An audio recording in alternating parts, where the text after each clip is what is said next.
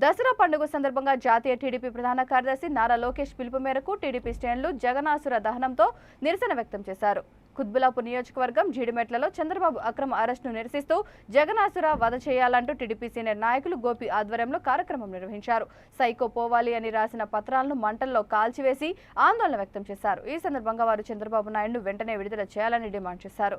We want justice, we want democracy, జై Babu, psycho పోవాలి, cycle రావాలి అంటూ నిరసన తెలిపారు. కేటీఆర్ మీద ఎన్ని కేసులు ఉన్నాయని చెప్పింది, వాళ్ళ ఆదాయం ఎంత అని చెప్పింది. ఇవన్నీ బయట పెట్టమనండి. గురువింద గింజ అని అందరూ అంటారు, కానీ కింద నలుపుంటారు, ఎవరికి తెలియదు. ఎటుపోతుంది వ్యవస్థ, ఏమైపోతుంది?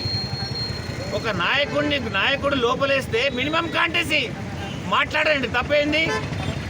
రాజకీయాలు అతీతంగా ఎవరైనా వెంకయ్యనాయుడు గారు మాట్లాడిండు, ఈ వ్యవస్థ ప్రక్షాళన చేయాలి, ఇలాంటి రాజకీయాల్లో నేనున్నా, అందుకే నేను లేను అని అన్నాడు ఆయన వెంకయ్యనాయుడు గారు. చాలా బాధాకరం, ఇది చాలా బాధాకరం. అందుకే మేము ఈరోజు విజయదశమి రోజున కూడా మేమందరం పండుగ చేసుకోలేదు.